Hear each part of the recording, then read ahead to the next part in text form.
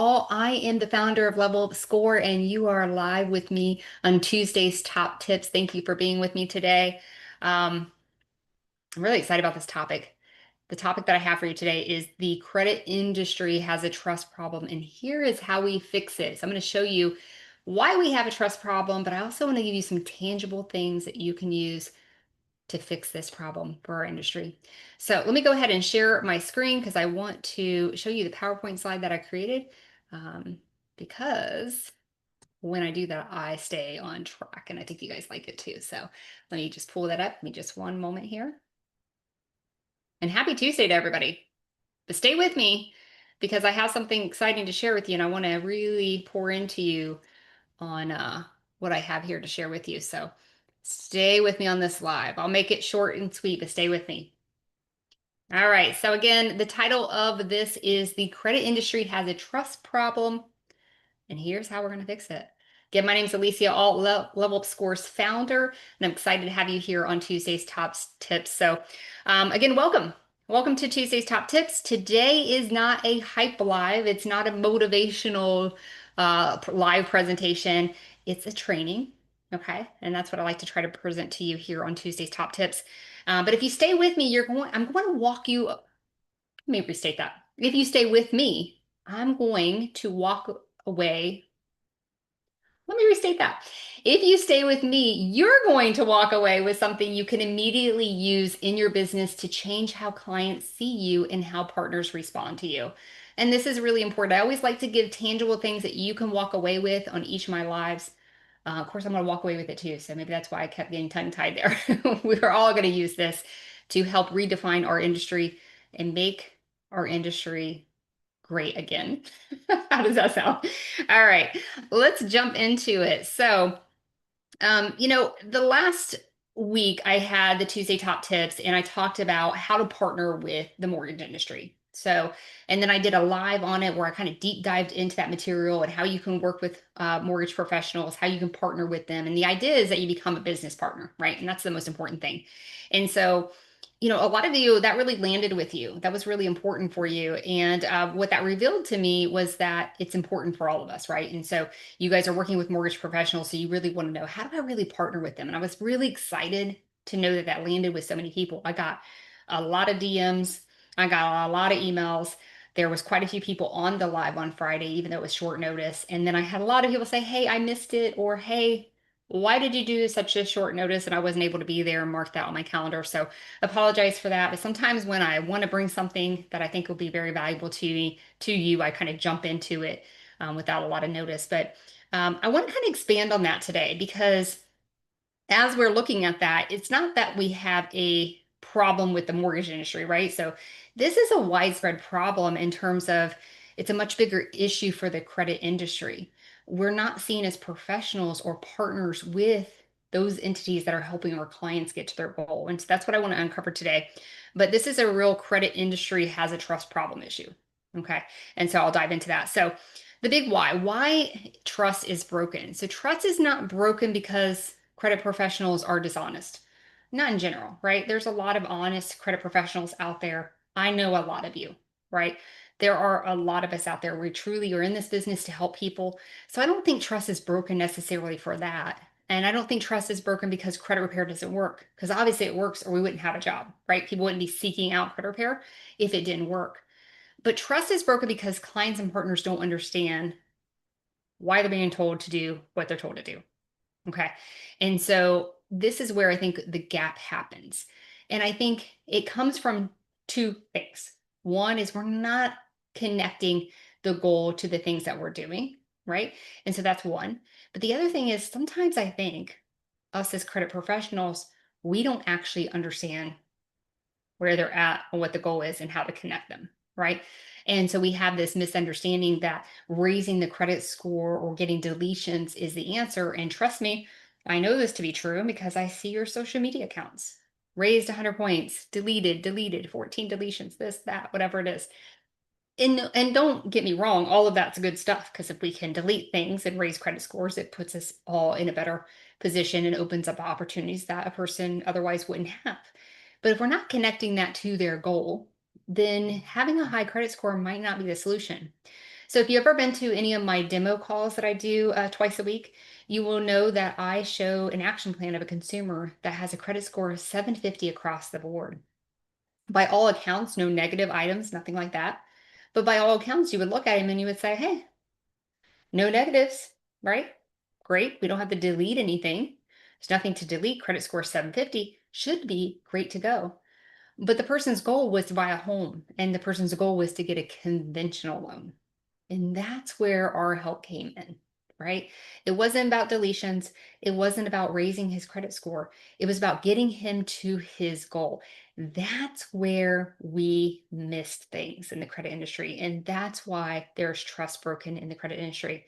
Not necessarily because there's dishonesty. Yes, there is dishonesty. Not because credit repair doesn't work. We know credit repair works, right? We know when it doesn't work too, right? And when we're not connecting credit repair to a goal, oftentimes the client goes through our process, everything looks great. For instance, let's say my client came to me, got all the negatives off, his score is 750, and he goes to a mortgage lender to get a conventional loan, and they say he can't get one. That broke the trust because I wasn't aligned with what his goal really was to help him get to that goal. I hope that makes sense. So, trust is built really when people understand the reasoning behind the recommendations we give them. So professionals don't just give out instructions. Professionals explain the cause and effect. Professionals look at where they're at and how to bridge that gap to get them where they're going. Not how many points they can improve, not how many things they can get removed. And so I want to be really clear. So if you think about it, let's be honest.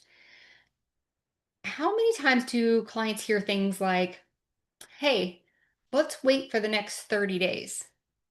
Okay, without an explanation of why we're waiting. So think about that in the client's perspective. If they haven't built that trust because they don't actually know why you're doing the things that you're doing, and you say, let's wait to see what happens in the next 30 days. What they hear is, pay me for another 30 days, right? If you say to them, hey, I need you to get this credit card, and we don't have any explanation of the cause and effect of the credit card, then they see this affiliate link and they assume, oh, it's in the credit repair's interest, professional's interest, for me to get this credit card because they're going to make money off of it. So not equating it to building trust and knowing that you actually are giving them instructions to help them get to their goal. Right. So we're going to talk about how we can change that. But when advice feels arbitrary to a consumer, it feels unsafe. Right. So if you're in a situation where you're working with credit professionals and they're not doing the things that you say, hey, we need to do these things, I recommend that you go back to, have you built trust? Have you aligned them with a professional that's going to help them achieve that goal? So if it's a mortgage, like we talked about last week, we would align with the loan officer who's going to do the loan for that particular client, right? What do they need? What are the most important things? And stop doing the things we don't need to do, right? We'll talk more about that too. So we want to make sure that we connect the actions to the actual goal. Okay, so keep that in mind. We want to connect the actions to the actual goal. This is going to build trust, and it's something we really, really need for our clients. So, trust is built when people understand the reasoning behind the recommendations. Again, professionals don't just give instructions, professionals explain that cause and effect. So, mark that down. Okay. Now, there are two types of credit professionals out there in the world, in my opinion. One is the fixers, one is the professionals. So I'm going to give you an example between what is a fixer versus what is a professional, right? So, and this is where I think our industry quietly went off track, and maybe it started out this way. I'm not sure which one. Haven't been here the entire time in this industry, but I have been here for 23 years. And what I can tell you is we were trained, or we trained ourselves, to be fixers instead of professionals. And I don't know that we even realized we were doing that. I actually don't believe we realized we were doing that. We thought if we fix, they get their goal. We thought if we delete, they get their goal. We thought that if they get their credit score up, they get their goal. Right. And so we actually became fixers. So to give you some examples of what I mean by a fixer, a fixer would ask the question as they're looking at a credit report, they would ask, what can I remove? Okay. So if you're looking at a credit report and you start thinking, what can I remove? You probably are in that fixer mentality. But professionals do something different. Professionals ask, what outcome are we trying to achieve here? What outcome? What are we trying to achieve here? And then professionals really slow down at the beginning of a consultation so that they don't waste time later. But they slow down because they want to find out what is the goal, what is the big why, and then they're going to connect with whatever professionals needed that's going to help go get them to that goal. So, for instance, if we're talking about mortgage, someone's wanting to get a home loan, we want to connect that with the mortgage professional, right?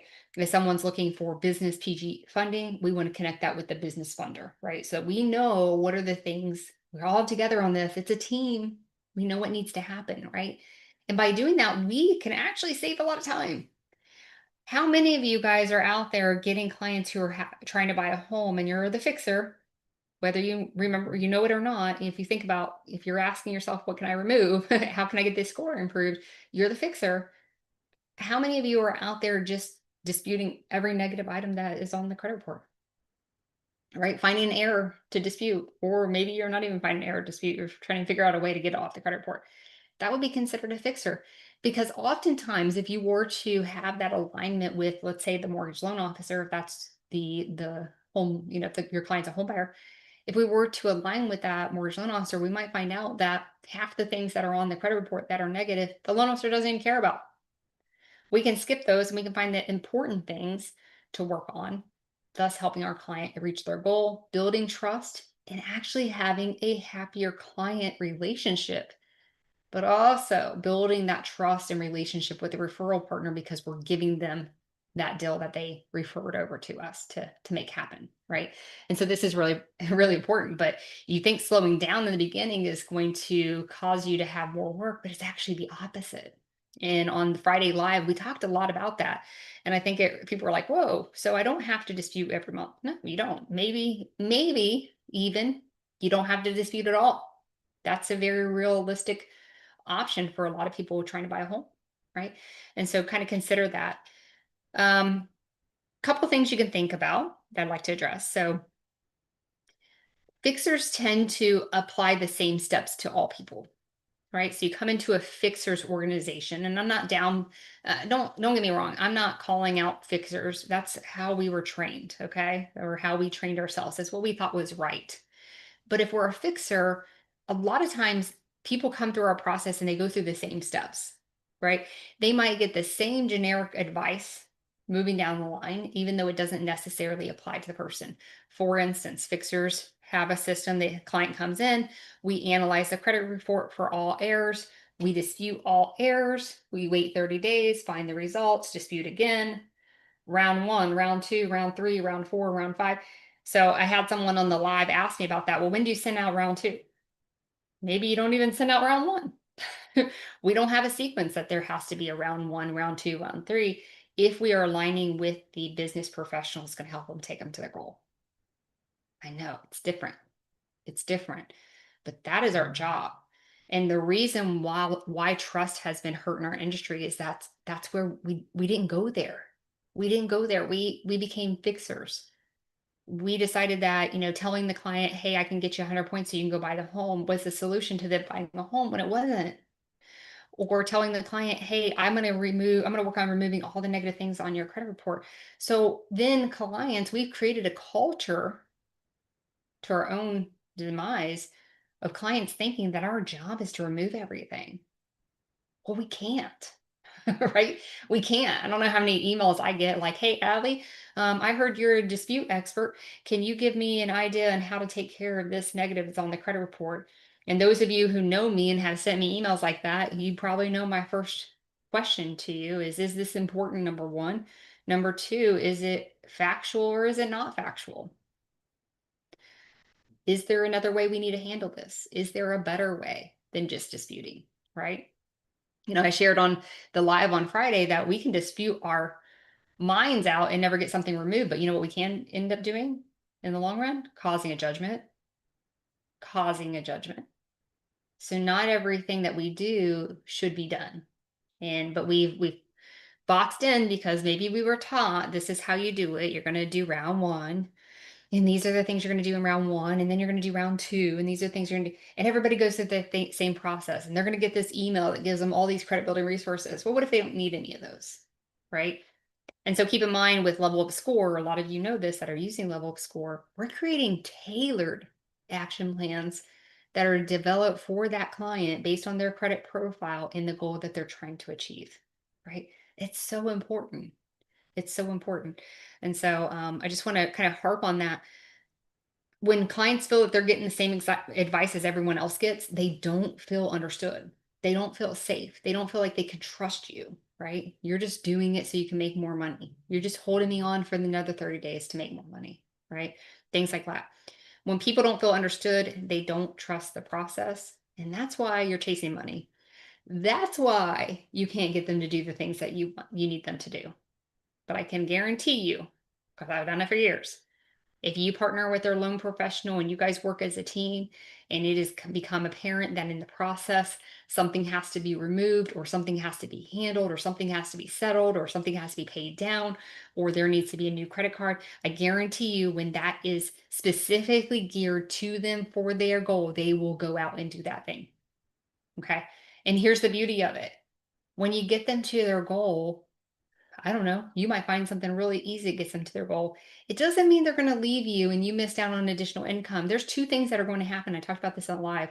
Number one, they're going to stay with you because they're going to tighten it up and make it even better after they get their goal. And then number two, they're going to refer everybody they know to you.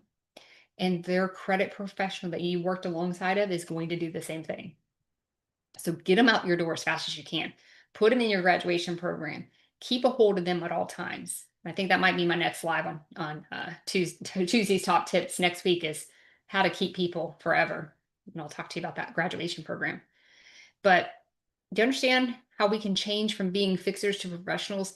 If we can do that, we actually change this entire industry.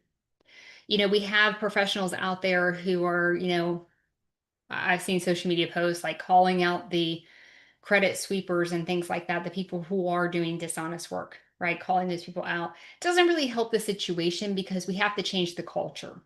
And by changing how we change the culture is make ourselves credit professionals, not fixers. Change our language, change the way we do things. And by us doing that, it becomes a movement. And that's what Level Up Score is trying to create is a movement to get what we call success bosses out there. And then once this new culture forms, we'll kind of keep those fixers out of the business because they won't be needed. They won't be desired anymore. Okay. Because we'll change the narrative that it's not about how many things you get removed. It's not about how high the credit score gets. It's about getting to the goal. Okay. I hope that resonates with all of you because I hope to have every single one of you that are listening to this live be a success boss with us. Doesn't mean you have to be in Level Up Score and do the action plans through Level Up Score, but that you're taking on this role of being a professional, not a fixer. So let's talk about this whole niche idea. I talk about niches all the time, so I'm going to reframe it a little bit. And I call it the system knowledge builds trust. Why the system of knowledge builds trust? So professionalism requires understanding the entire system your client is trying to succeed in. So we talked about this last week on, working with a mortgage professional. Not that we have to be a loan officer and know everything about what loan officers do, but that we have to understand the system. We have to partner with those professionals that are going to help our clients get through whatever they need to get through to get to their goal, right? So when we talk about home ownership, we're not looking at, just the credit part. There's a bigger equation to it, right? Like I told you before, my client that's got a 750 across the board. The bigger equation is, yes, he can get a loan, but he's going to have a higher interest rate. He's going to pay PMI. He doesn't want to. He wants a conventional financing. He is planning on putting 20% down. He doesn't want to pay PMI, right? Does that make sense? When you understand the system, you can stop guessing. And so, how can you understand the system if you haven't become an expert in the system? I talked about this last week and especially on the live. If you need an attorney, you would definitely not go to an attorney that says, I'm attorney of all things. I don't think you can find that, but I'm attorney of all things. I do all things. No, you would seek an attorney that specializes in what you need, divorce, bankruptcy, whatever it is, because they became an expert in knowledge for that subject matter. It's really, really important. So doesn't it make sense that you should be as well? So if you came to me and I'm a borrower readiness professional, right? Partner with loan officers. I understand some of the things the loan officer needs to do. Maybe I'm interviewing the loan officer, understanding their processes, understanding what they need so that I can bring that back to the table when I'm helping the client get to those goals. It's very, very important, but you can't do that unless you niche down. So don't think though that niching down is going to limit yourself. I promise you it won't. When you niche down, it's going to open up the floodgates of referrals because everyone's going to know what you do and how you do it and that you know what you're doing. I talk about this a lot. When I was full on in the credit space, and of course, you guys know that I'm not anymore, but when I was known as the first time home buyer specialist. Now, this is very defined.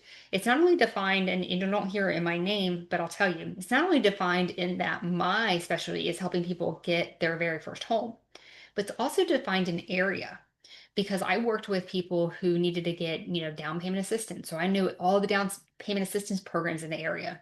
I understood credit and how it related to getting a mortgage. I was a loan officer, so I could take them through that part of the process.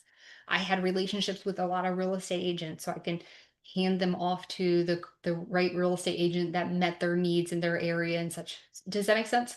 So I became very niched in this. And guess what? I made a lot more money than most people because everyone knew how to refer to me. And so I got a lot of referrals, right? And I'm going to be talking about this later this week, but 30%, at least 30% of your business should come from referrals. And I'll talk about why next, sometime probably this week, but 30% should come from referrals. So how do you do that? And so a big part is niching down. Let people know who you are and how you serve and what your expertise is, right? So think about it this way. If, we have a bankruptcy attorney, we know that's a bankruptcy attorney. We know we can refer anyone who's thinking about doing a bankruptcy to a bankruptcy attorney, right? Does that make sense? And so not only do they get all of these leads, but they get the right leads that they can help the best. Okay. So I hope that resonates with you as well. So let's think about this. Going back to this home ownership. If a client's goal is home ownership, obviously we said credit's not the only part. It's only a small part of this whole bigger equation. Some things that you might consider that you might want to understand is debt structure. How do we structure debt? Timelines, underwriting rules, documentation that's needed. When you understand the system, again, you stop guessing. Professionals don't rely on hope, they rely on understanding, right? And this applies everywhere. So, business funding, debt management, working alongside a financial advisor, long term planning, right? You don't niche to limit yourself. You study the system so you can guide clients through correctly to their goal. Okay. So let's make this practical. Let's do some real life applications across different client types. So let's look at a mortgage client because I talk a lot about that just because that's the space that I was a professional in. So a fixer would take a credit report for a mortgage client that they have that's trying to buy a home and say, let's clean this up and raise your score, right? A professional says, here's what underwriting is going to evaluate. Here's what matters right now, and here's what we need to do, and here's what we do not need to touch because it could hurt you. Do you see the difference? And the reason the professional can say all this is because they have a good understanding of the other part of the process, not just about credit, right? We talked about that. So let's look at a business funding client. A fixer focuses on removing negatives. A professional understands utilization, reporting cycles, cash flow, and lender risk. All right, does that make sense? So what about a debt management or financial advisor client? A fixer gives advice like pay this down or don't use this credit card. A professional builds a plan around behavior, sustainability, and real life, not theory. So, kind of a difference between a fixer and a professional. Professional might say, hey, I see you're maxing out your credit cards. We have a large debt load. Let's uncover what's happening there. How do we change that? Maybe we talk about giving them advice on how to pay down things. Like we're going to do a debt snowball, or training that I'll do later is something better than a debt snowball. What you can really do to help your clients really fast. That's better than a debt snowball. But you might be giving those types of advice and helping put a plan together. Maybe they need a spending plan. Maybe they need a budget, right? Whatever that might look like. Okay. So those are just kind of some examples of how we could look at a fixer versus a professional across different types of people. Okay. I love this part because I had actually had someone ask me this question the other day. They said, hey, Allie, what's the difference between Level Up Score and a score simulator?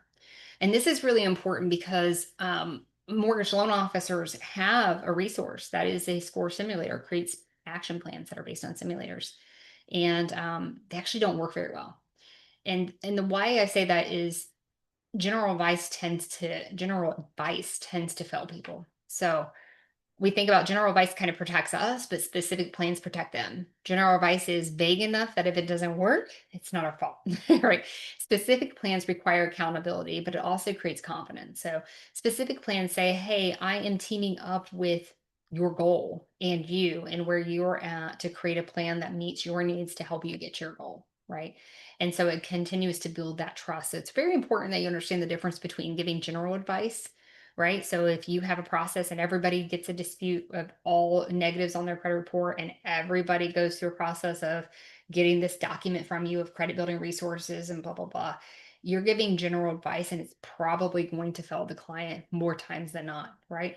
Will you have success with clients getting to their home loans because you did it this generalized advice or a system that everybody goes through? Yes, I'm not saying that that can't happen. I'm just saying you can be better. You can be a professional. You can change the language in this industry and really become a true professional in this industry. And that's what I'm hoping that you'll do. So let's see.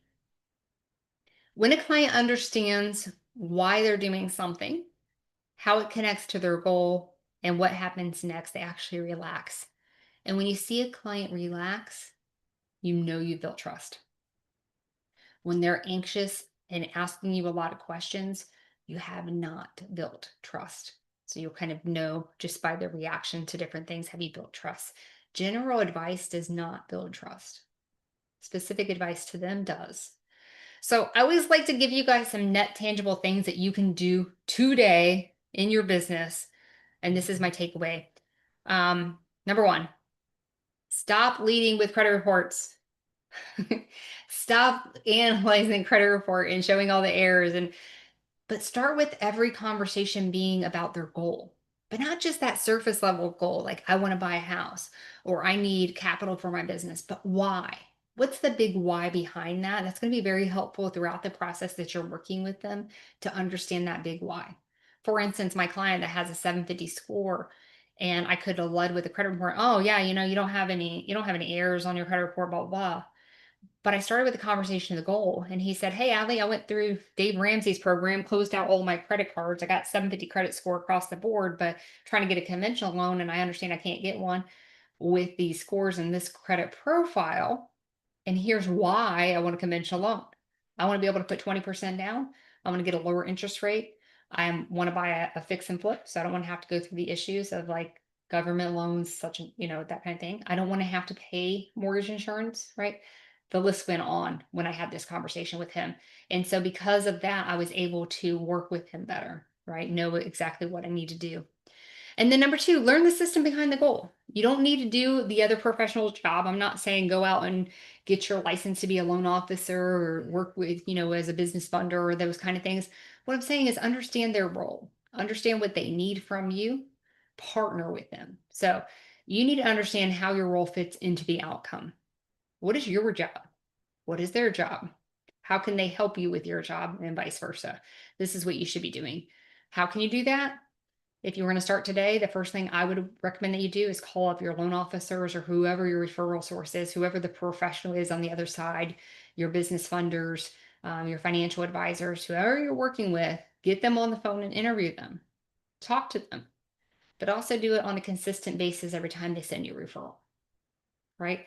Let them know, hey, when you send that referral over, let me know what's the most important thing. You don't have to necessarily have a conversation with them, but it should be some kind of communication where everybody's in line with what is the most important thing to help get to this goal, right? And as you partner, you can work together and say, hey, I understand the medical collections aren't a big deal, but they're really hurting the client's credit score. This is what we can do with this. This is going to raise the score so you can go get the loan. Right? Does that make sense? So this is where you guys can partner and feed off each other, your knowledge versus their knowledge, and put it together to get the client to the goal as fast as possible. And then number three, explain the why before the what. Before you tell the client to do anything, explain why it matters to their goal, right? Make sure it matches with the goal and what needs to happen. This is really going to build that trust. And This one thing that you can change will alone dramatically increase your trust. Dramatically increase your trust. So I recommend you starting this today. Like I said, I love to give some net tangible things that you can do.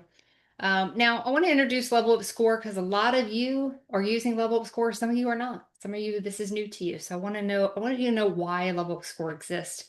It is not there for automated disputes. It's not to hand out generic advice, but to give credit professionals like you, people who truly want to be credit professionals and not just fixers. Matter of fact, if you are a fixer and you use Level Up Score, you already raise your bar to being a credit professional. But it gives credit professionals the infrastructure to build those goal-driven plans, client-specific strategies, and clear accountability on all sides, right? So it allows you to operate like a professional consistently, right? And all parties can see this. All parties can be a team in this, right? It's not just you doing everything. It actually is helping everybody work together, and everybody knows their role and what part they're required to do. Okay. Now I'll leave you with this. When you operate this way, something changes. Clients trust you. Partners rely on you. Capital letters RELY. Partners rely on you, and referrals happen naturally. We call professionals who operate at this level as a credit professional, we call them success bosses here at Level Up Score, not because of ego, but because they've raised the standards. So here's my invitation to you. If this training shifted how you think, don't ignore that. We need you. Start building plans around real goals, real systems, and real outcomes. And if you want an infrastructure that supports that standard, the new standard that you want to uphold or the standard you already have, and you just want to raise that bar, get inside Level Up Score and build with us. And when I say build with us, I truly mean build with us. You know, we had a couple of new people on Level Up Score just this week that said, hey, you know what? If you did this, it would help my job so much better working with loan officers or whoever. These specifically were loan officers. And we did it. We are going to build this together. So please build with us. We are here. We are not here to be louder than anybody else in the industry. That is not our goal. We're here to raise it. So jump in, be a success boss with us, help us raise the bar and build that trust back in the credit industry. Thank you so much. Thank you for having me. Thank you for watching this live. I appreciate you. And I'll see you next Tuesday for Tuesday's top tips. And maybe, just maybe, we'll talk about